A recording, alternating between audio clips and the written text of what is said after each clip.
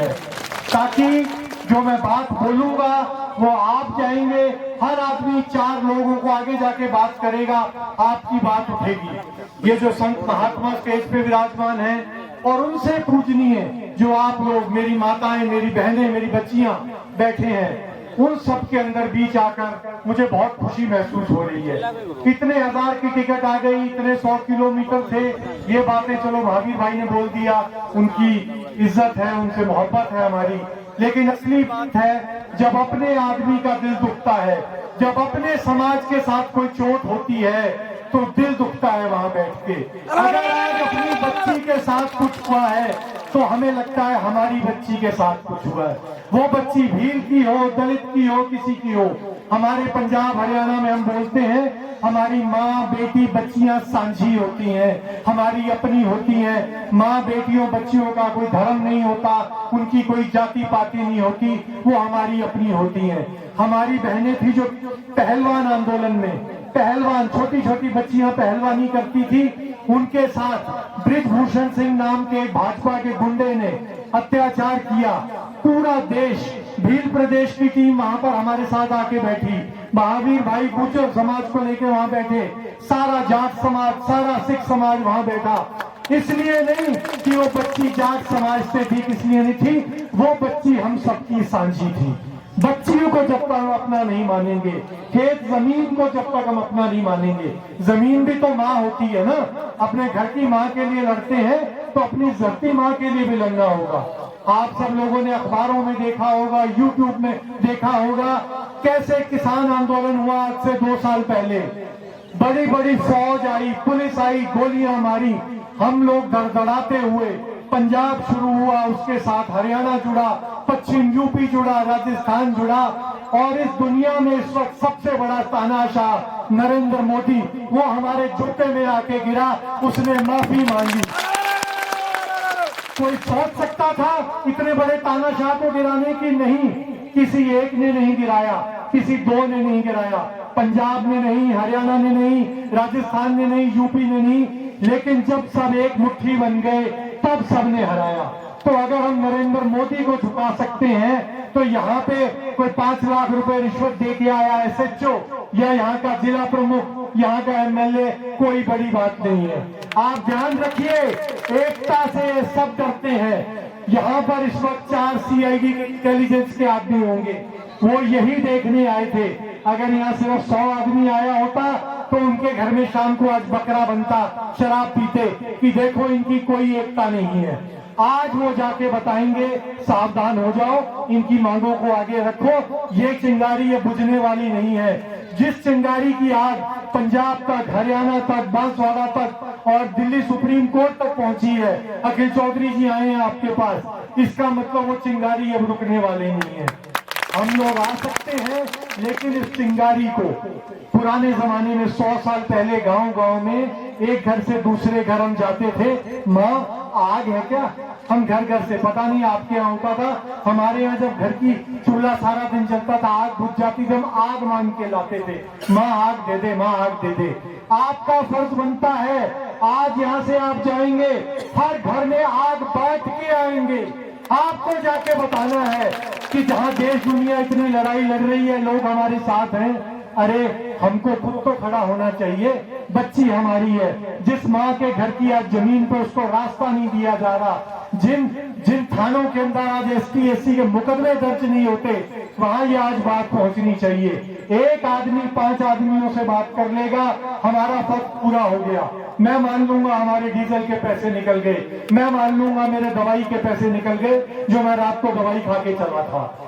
भाइयों, यहाँ पे बड़ी जोश वाली बातें की कांति भाई ने, मैं जोश की बातें नहीं करूंगा, मैं चेतावनी देने आया हूँ। चेतावनी कब देते हैं? जब घर में आग लग जाती है तो चेतावनी देता है, भैया भाग लो, घर में आग लग गई।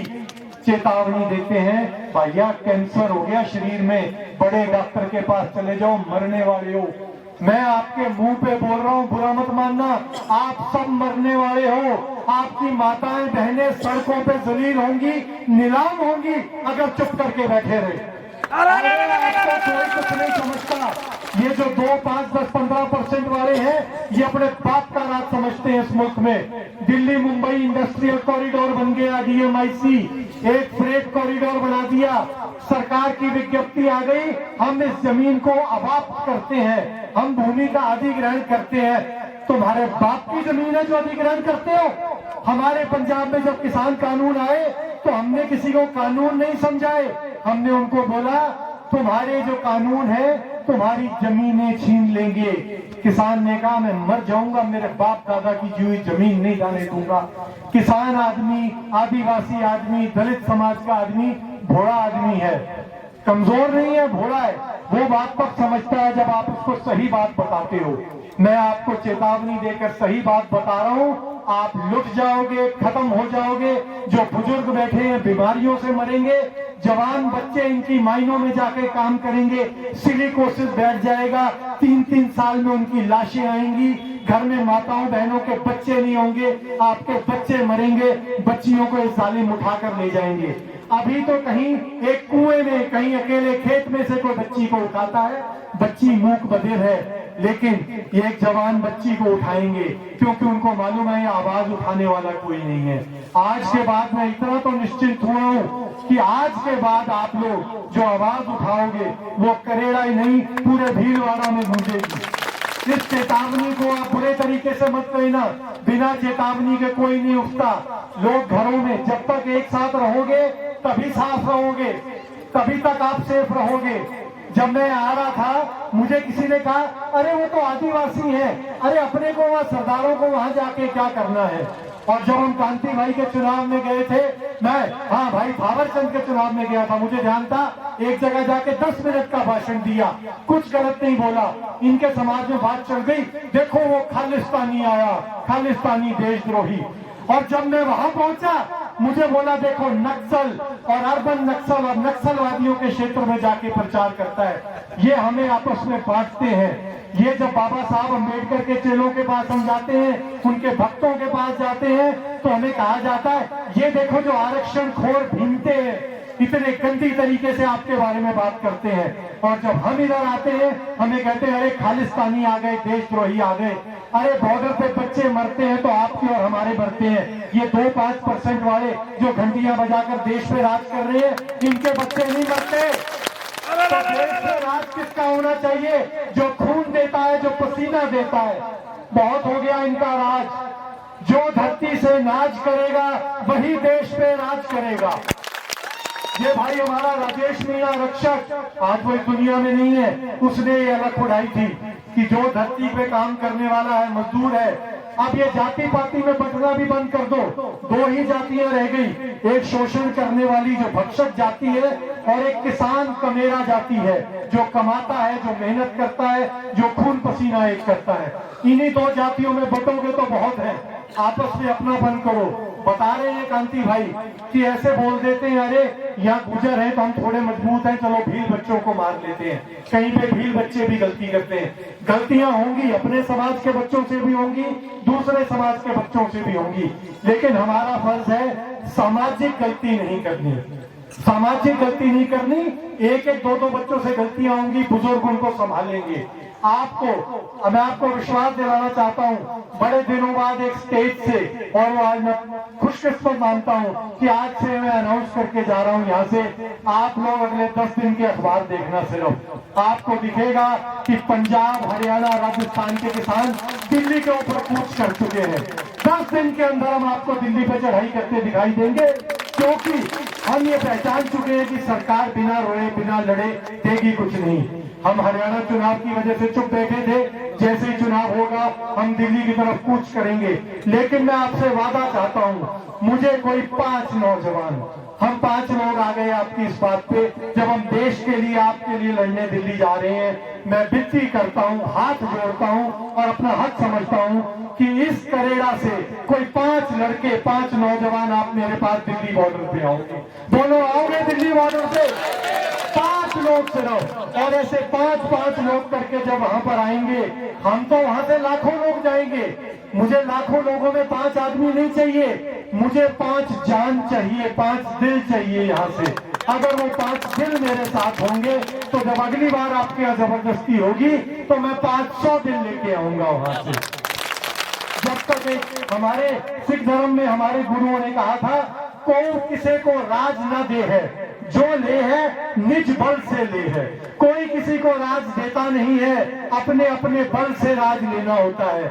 आपको जो राज छीनना होगा, यहाँ पे सैकड़ों साल से जो आपके ऊपर राज कर रहे हैं, आपके ऊपर अत्याचार कर रहे हैं, उनके गले के अंदर यहाँ से हाथ डालना होगा, यहाँ तक हाथ डाल के बाहर निकालना होगा।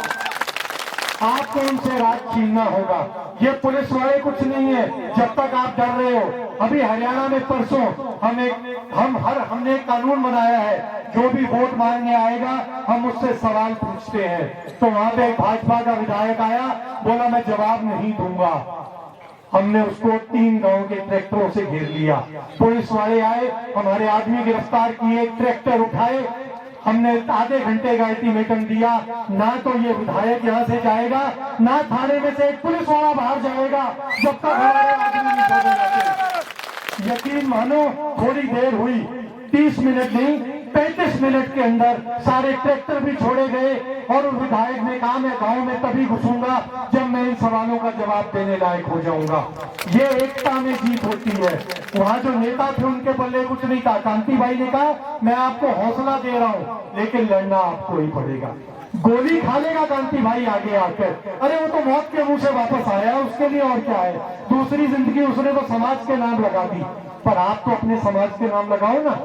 तो इसीलिए और अल्टीमेटम दो। सिंध में हम पिछले महीने मिले और वो अल्टीमेटम दिया बाबा साहब की मूर्ति लगने का, और अब वहां से पता लगा है सरकार ने कह दिया अच्छा ठीक है हम आपको इजाजत दे देते हैं। अरे तुम्हारे बाप की जमीन नहीं है, ये हमारे बाप की जमीन है। तो आप पूछ सकते हो, आज आपकी जब सड़कें एक्वायर करता है नरेंद्र मोदी और नितिन गडकरी और RS वाला, आप उसको बोल सकते हो तेरे बाप की जमीन है। और जब वो आपसे आपके पूछेगा तेरे बाप की है, तो बोलो मां कसम हाँ मेरे बाप की जमीन है। करेड़ा में आपके बाप की जमीन है।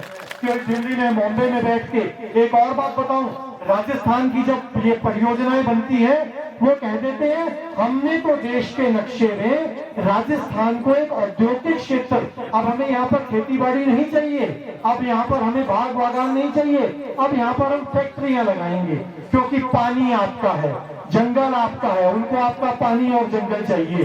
तो उनसे कोई पूछ लो, दिल्ली बॉम्बे में बैठे गडकरी से और दिल्ली में बैठे मोदी से, भाई तेरा बाप देके गया था ये जमीन? ऐसे ही करके पूछना पड़ेगा। आदरणीय मोदी जी, आदरणीय मुख्यमंत्री जी कहने से कुछ नहीं होगा। आप सीधा सवाल पूछो, भाई जिसकी बाप की जमीन है वो अपनी जमाबंदी और खेत की रजिस्ट्री लेके आ जाए और आ जाए, वरना हमारी लाशों के ऊपर से गुजरे। जब तक हम ये गंदी बातें, कोरी बातें, साफ बातें नहीं करने लगेंगे तब तक हमारा कुछ नहीं होगा। हम लुटेंगे, पिटेंगे, बर्बाद होंगे। और ये मैं चेतावनी आपको देकर जा रहा हूँ। ये चेतावनी किसी को बुरी लगे, आज जिसकी भी 12 साल की 15 साल की बच्ची है, अभी से सावधान हो जाओ। आपकी बच्चियों के ऊपर अत्याचार होंगे।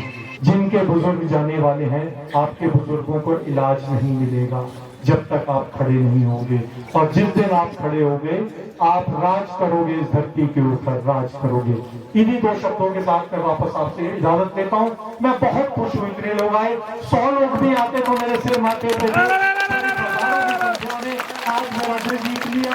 कभी भी कोई दिक्कत होगी, चाहे हमें 800 किलोमीटर से आना पड़े, हम जरूर आएंगे। बहुत बहुत धन्यवाद। जोहार, जय भीम।